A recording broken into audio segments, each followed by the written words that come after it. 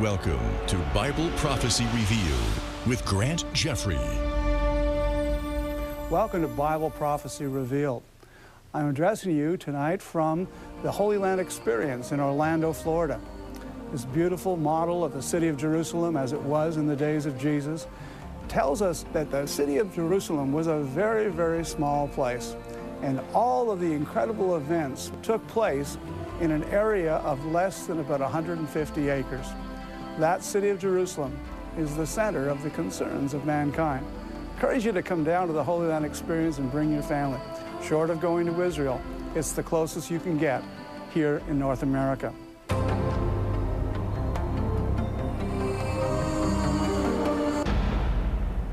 I want to share with you today a program that deals with the coming world government surveillance system. It's called Project Echelon. In the research that I've done over the last 20 years, I've found that the Bible tells us clearly not only that there will be a dictatorial global government in the last days with an Antichrist leading it, but on top of that, the Bible tells us clearly that this government will exist in the last days, rule the entire planet, but it tells us it will have total surveillance possibilities of the complete population. For example, in Daniel chapter 7, verse 23, this is what the angel said. And he said, "The fourth beast shall be the fourth kingdom upon earth, which shall be diverse or different from all kingdoms, and shall devour the whole earth, and shall tread it down and break it in pieces." We find in Revelation that we're also told in Revelation 13 that this kingdom will be a true global government, that all the multitudes and nations and kindreds of the earth are going to worship this Antichrist. But now John was given some details of prophecy that no other prophet in history had ever received. In Revelation 13, verse 16 and 17 and 18, talking about the global dictator, the first beast, who's also called the Antichrist, and his partner, the false prophet. Both of them are animated by Satan. The Bible tells us that the Antichrist, when he begins to rule, will take over the 10-nation superstate of the revived Roman Empire in Europe and the Mediterranean. It's interesting because all of those nations that were part of the Roman Empire in the days of Jesus Christ are now reunited once again.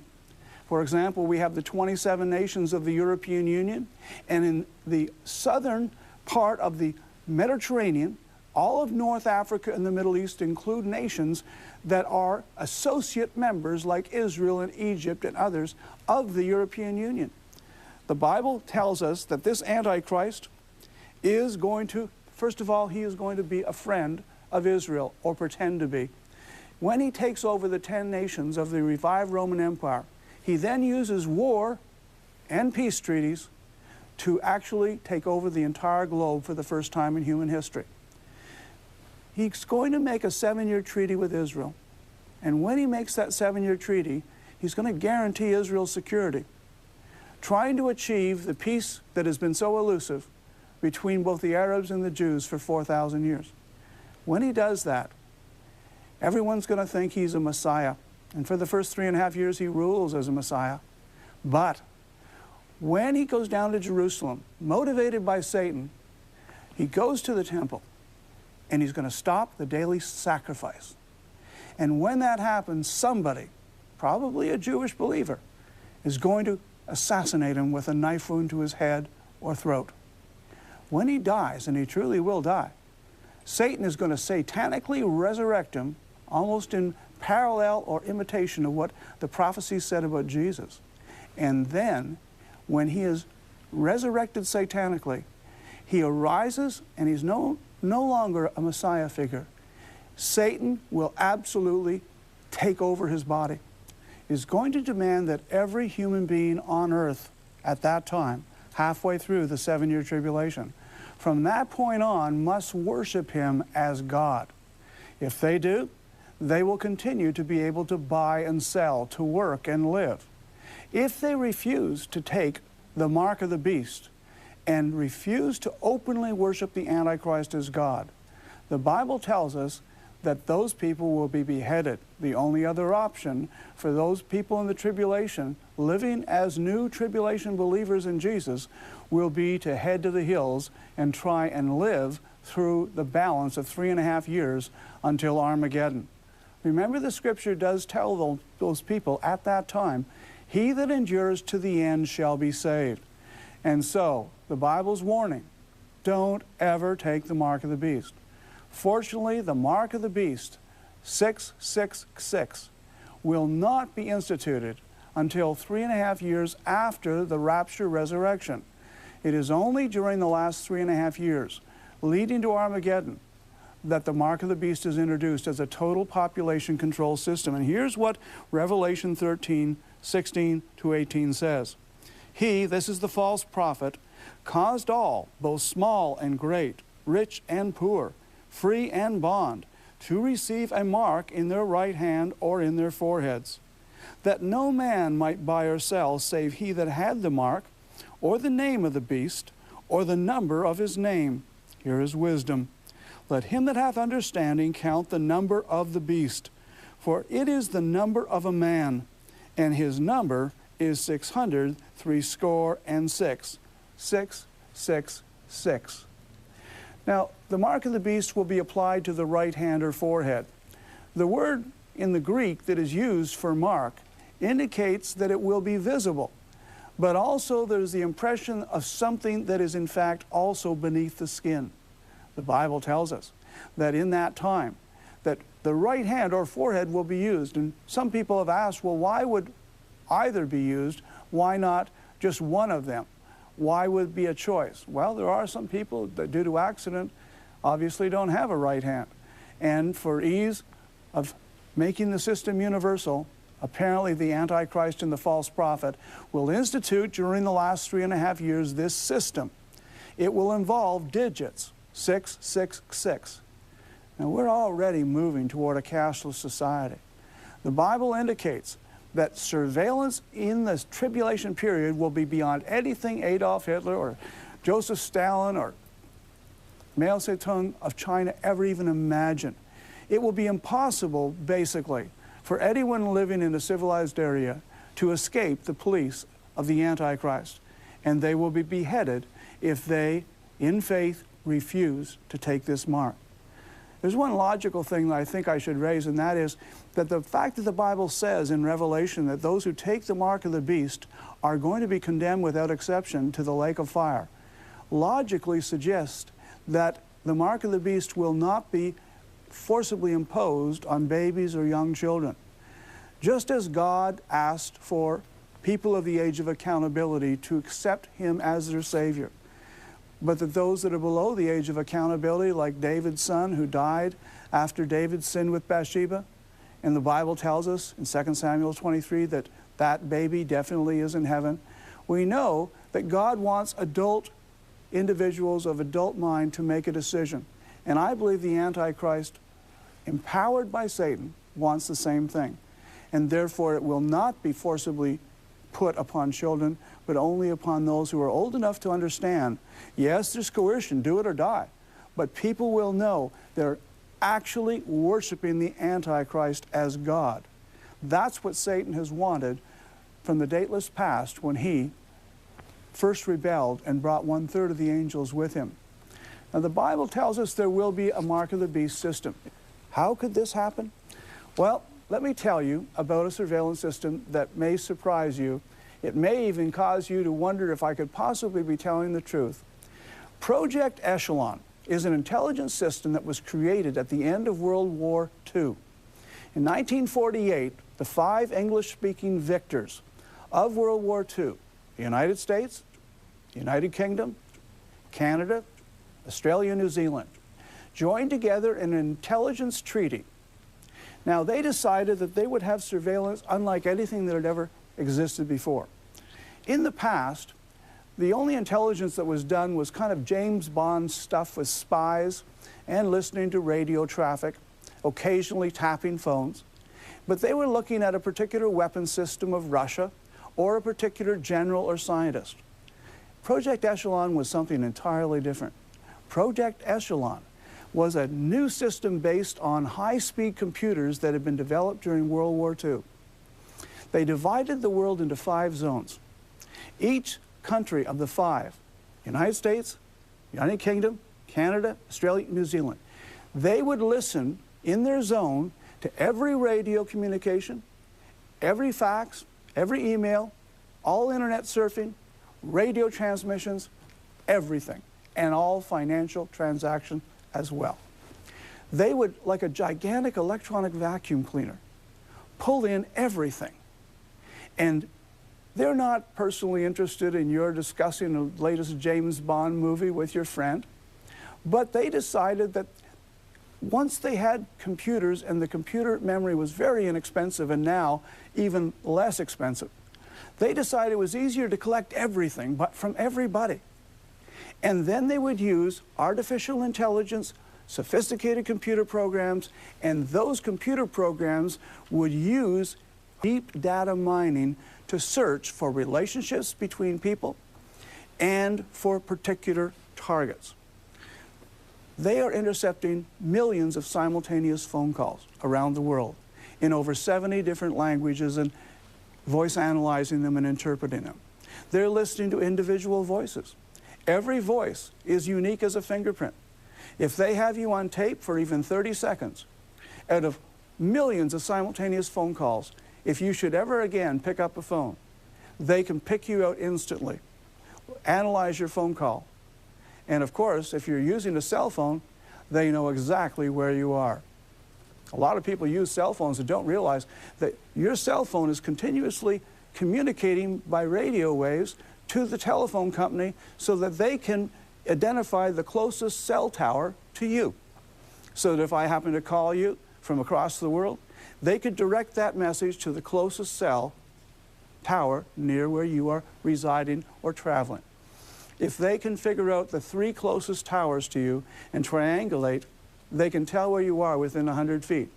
Now that may someday help prove, if you're accused falsely of a crime, that you were nowhere in the area. But it might also prove very inconvenient that the police or private investigative agency or someone else can locate you, because these records are kept and retained permanently by the cell companies. We're living in a world where Project Echelon, listening to everything and storing it. How do they use it? Well, here's what they do. Each country of Project Echelon, the 5 large countries of the English-speaking world, prepare what they call a dictionary. The dictionary might have 10,000 words, addresses, phone numbers, names of weapon systems, or voices that are targets. If in a conversation you mention White House, President, bomb, airplane, then obviously the computer would, using that computer system, download that phone call to be listened to by a human analyst. The vast majority, 99.999% of phone calls, emails, are not listened to by any human being. They just don't have enough people, and it'd be worthless. They are not interested in your personal conversations.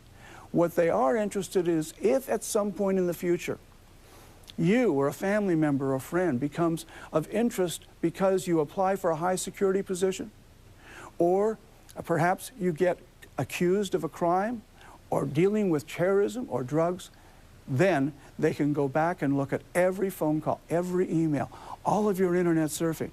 And in a matter of seconds, the high-speed computers can find out who all your relationships are, your friendships, who you communicated with in the last 20 years. We live in a totally transparent world. Now, most of us probably have the attitude, well, why should I care? I'm not an evil citizen. I am not involved in crime or terrorist activity. Let me give you just an example to think about. Imagine that you are living in Germany in 1935. You're a Jewish businessman. You've seen Hitler rise to power, but he was elected legally in 1933 as chancellor. You've heard a lot of anti-Semitic jokes and then talk and warnings. But Germany, after all, is the most civilized and Christian nation of Europe. Should you really care, if you're not a criminal, that they've put informers in your factory, in your apartment block? that they're tapping your phones, that they're building lists using the new computer systems to keep track of every single Jew in not only Germany, but other countries? Well, if you were a prophet, you would be worried, because the things that are being done will someday, in the very near future, in only 3 or 4 more years, come back to haunt and lead to the destruction of everyone you know. It's not the people of today in democratic countries that worry me so much. It's the future government that may be very anti-Christian, may be very anti-Jewish. It may be a government that does not value our democratic freedoms and rights. Today, we live in a world in which privacy and freedom are very much in danger, more so than at any other time in the history of democracies. We have satellite surveillance that is being used now by Project Echelon that can literally read the name on a golf ball from 100 miles in space. We've all seen the marvelous pictures taken by the telescope Hubble, and they are wonderful indeed. But do you know that America and these other nations have satellites that are even more powerful in some ways than Hubble? Only they're looking downward. They're not looking into outer space. And they literally, even as some of the action movies we've seen in the last few years, like Enemy of the State, Eagle Eye, can actually track an individual from space in real time. The satellite surveillance is complemented by the fact that your cell phones are not only enable you to be tracked to your location, but also all of those phone calls are monitored and could be used against you in the future. All of your emails. How many people, when they're sending a quick message out to friends, ever stop to think that all of that is on permanent record? And once you send an email, you can't take it back. Even if you erase it, it's gone. In my research, I found that many people now, by the tens and millions, are using social networking, Facebook, MySpace, Twitter. And they're making and sending messages, especially young people, every day, and they're not thinking about how this could come back and bite them later. In my research, I talk about one example, hypothetically, of a teenage girl. At 16, she goes out on a wonderful Christmas romance with a college senior, and she tells her 57 best friends on MySpace all about her romance, her illegal drinking, perhaps misuse of substances. 6 years later, she completes college with A marks. She's going to the dream job. She's on the short list. And on the last day in the last interview, they tell her they're no longer interested in her. They'll never tell her why, but that company or a detective agency they utilized went and did a deep background computer search and found this report and many others indicating very negative activity. In this kind of situation, a person could even lose the romance of their life, because it's not uncommon for prospective parents to actually hire detective agencies to check out prospective spouses of their children. When you're on the internet, when you're surfing, understand you're being monitored. Not by a person mostly, but by Big Brother, Project Echelon. That internet surfing tells an awful lot about you. It tells me your religious interests, your political interests. It tells me the type of reading you do. It tells me what your scientific thoughts are. It tells me almost everything, perhaps even more than your mother knows about you. If I know your phone conversations, your emails, and all of your internet surfing, and it's all available. And not only to the democratic governments of those 5 countries of Project Echelon, but Europe has their own echelon. Russia and China have their own versions. We are being monitored. Someone once said, rather ironically but truthfully, just because you're paranoid doesn't mean they're not after you. In our world of weapons of mass destruction, and of terrorists by the hundreds of thousands who've been trained in Al-Qaeda terrorist training camps, who would love nothing better than to kill innocent civilians. It would be irresponsible if our governments did not use the surveillance technologies available. But I ask the question, who is watching the watchers? What kind of democratic oversight is there to make sure that this information gathered by our governments, both big brother government of Project Echelon, but also little brother governments of private detective agencies, nosy companies that want to check out the activities of their employees? Who's watching the watchers? What assurance do you have that information that it should be private is not made public or shared inappropriately with others? In the European Union, they have a law of privacy that is very, very strong, that information collected for one legitimate purpose may not be exchanged or sold to another company or government for another purpose that was not approved. And they cannot exchange that information or reveal it without a court order or your permission. The United States and Canada have no such law. And therefore, I believe that one of the things we should do as concerned Christian citizens is talk to our representatives and ask them to debate this, to see what kind of democratic oversight could be established, to allow the government to protect us against the bad guys, but at the same time, protect that information from being misused. The government is now developing biometric iris scans, fingerprint scans, even facial recognition computer systems, that no matter how you disguise yourself with a beard or anything else, that they can identify you from tens of thousands of other airport passengers going through the airport. How many realize that there are over 5,000 closed-circuit television cameras in the average North American airport?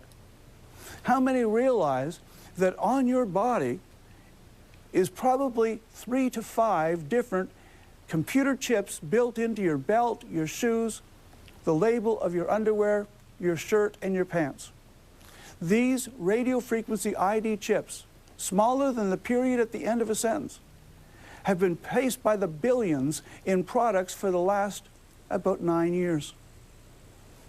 All the major companies and retailers now have these chips in their product. They use them for very legitimate reasons: inventory control, anti-counterfeiting, anti-theft.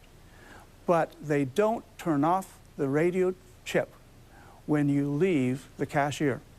In fact, when you leave the cashier, your identity from your credit or debit card is now attached to that radio frequency ID chip. A scanner, which you can buy for $250, can actually read that 96-digit number. And if the person can hack in to the hard drives that are internet accessible, they know all about you, not just your identity, but much else. In a future program, I'm going to be talking about the radio frequency ID chips and how they could impact not only on your privacy and freedom and identity theft, but also that some future generation of this kind of technology might well be utilized by a future Antichrist as global dictator to implement the Mark of the Beast system.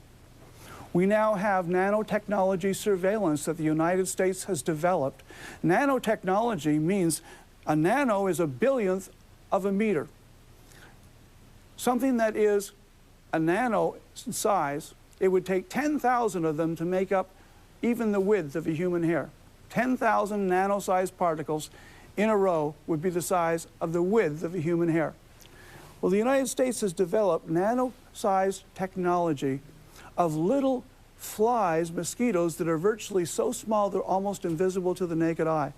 They use them in earthquake rescue, like in Haiti, where they drop them out of a helicopter and they are programmed, in one case, to listen for the sound of human distress breathing or crying. They then go through the cracks and find where that person is, and then send a signal to allow the rescuers to find the person in need. That's a tremendously good purpose. But the United States has used a variation on this in Iraq and in Afghanistan. When they know that a particular village or a place, a building, has been used in the past by terrorists, They simply sprinkle these virtually invisible to the naked eye sensors all around the floor, on the walls and the handles of a door. The next time a terrorist walks through there, it is impossible for him to even see or know that he's picked up maybe 100 nano sensors. They can be found from a satellite or a helicopter, and that's one of the reasons the United States was able in the last 2 years to wipe out almost all the Al-Qaeda leadership in Iraq and many of the other insurgents. We live in a fascinating world, but it's a fascinating world in which our privacy and freedom have literally been exchanged for what I call the illusion of security. In the Christmas Day almost bombing, where a terrorist is alleged to have taken a bomb that was liquid onto a plane going to Detroit, that only by the grace of God and the action of a passenger was prevented from blowing up a plane. And despite all of that surveillance, it wasn't the fact that there wasn't enough surveillance, it was that they didn't pay attention, basically, for political correctness. We're living in a society that is already 97% cashless. With being cashless almost virtually now, we're moving first to credit cards, to debit cards, and now, as I'll share in a future program, radio frequency ID chip supercards. Do you know that most of the high-end phones that cost more than $200 or $300 now are being issued with radio frequency ID chips? And the plan is that in the very near future, retailers will allow you to walk through the store, pick up a pair of pants and shoes, and simply hold your phone open in front of a scanner from 25 feet away. You won't even have to open your wallet for them to take from your credit or debit card the purchase. We're living in a world where we're creating a computer data shadow that follows you every second of your life, 24 hours a day, 7 days a week. What's it all mean? It means that we're living in the last days. Jesus Christ is coming soon, my friend. It's time to look up because our redemption draws nigh. God bless you.